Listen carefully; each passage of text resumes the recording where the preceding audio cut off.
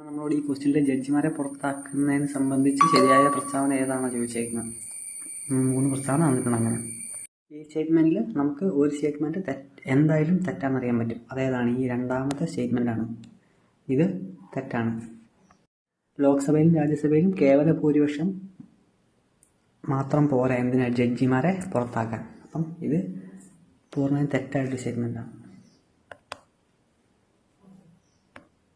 ഇവിടെ ഈ കേവല ഭൂരിപക്ഷം എന്ന് പറയുന്നത് എന്താണ്? സിമ്പിൾ മജോറിറ്റിയാണ്. അതായത് അന്ന് സഭയിലുണ്ടായിരുന്ന പ്രസൻ്റ് ആയിട്ടുള്ള ആൾക്കാരുടെ 50% വോട്ട് കിട്ടിയാൽ മതി. അതാണ് സിമ്പിൾ മെജോറിറ്റി. എന്താണ്? അത് പോരാ. ഇവിടെ ഈ മൂന്നാമത്തെ സ്റ്റേറ്റ്മെൻറ്റാണ് ശരി. എന്താണ്? സ്പെഷ്യൽ മെജോറിറ്റി തന്നെ വേണം. ലോക്സഭയിലും രാജ്യസഭയിലും ജഡ്ജിമാരെ പുറത്താക്കുന്നതിന് സ്പെഷ്യൽ മെജോറിറ്റി വേണം. ഇനി ഇവിടെ ഈ സ്പെഷ്യൽ മെജോറിറ്റി എന്ന് പറയുന്ന 4 തരത്തിലുണ്ട്. അതിനകത്ത് എന്താണ്? ടൈപ്പ് 2 സ്പെഷ്യൽ മെജോറിറ്റിയാണ് ജഡ്ജിമാരെ പുറത്താക്കാൻ വേണ്ടത്.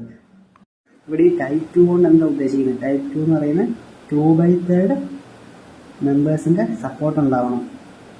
പ്രസൻ്റ് ആയിട്ടിരിക്കുന്ന 2/3 മെമ്പേഴ്സിൻ്റെ സപ്പോർട്ട് ഉണ്ടാവണം. അതെന്ന് പറയുന്നത് ഗ്രേറ്റർ ദാൻ ആയിരിക്കണം എന്ത്?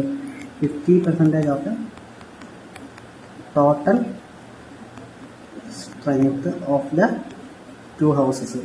ഇതാണ് അതിൻ്റെ കണ്ടീഷൻ. Type 2 special majority. അപ്പോൾ തന്നിരിക്കുന്ന മൂന്നാമത്തെ പ്രസ്താവന എന്താണ്? അത് ശരിയായിട്ടുള്ള സംഭവമാണ്. അപ്പോൾ ഇവിടുന്ന് തന്നെ ഉത്തരം കിട്ടി. ഓളത്തം വരത്തില്ല. 2 ഇവിടെ ഉണ്ട്, 2 ഇവിടെ ഉണ്ട്. ഇതാണ് ഉത്തരം എന്ന് കിട്ടി. ഇനി നമുക്ക് ഫസ്റ്റ് സ്റ്റേറ്റ്മെൻറ്റ് നോക്കാം. ഫസ്റ്റ് സ്റ്റേറ്റ്മെൻറ്റിൽ എന്താ പറഞ്ഞിരിക്കുന്നത്? സുപ്രീം കോടതിയുടെയും ഹൈക്കോടതിയുടെയും ജഡ്ജിമാരെ പുറത്താക്കുന്നത് തെളിയിക്കപ്പെട്ട സ്വഭാവ ദൂഷ്യത്തിൻ്റെ അടിസ്ഥാനത്തിലാണ്. ശരിയായൊരു പ്രസ്താവനയാണ്. അത് ബിഹേവിയർ മിസ്കണ്ടക്റ്റ് ആണെങ്കിലും അല്ലെങ്കിൽ ഇൻകപ്പാസിറ്റി ആണെങ്കിലും എന്താണെങ്കിലും പ്രൂവ് ചെയ്ത കാര്യങ്ങൾക്ക് മാത്രമേ പുറത്താക്കാൻ കഴിയുള്ളൂ.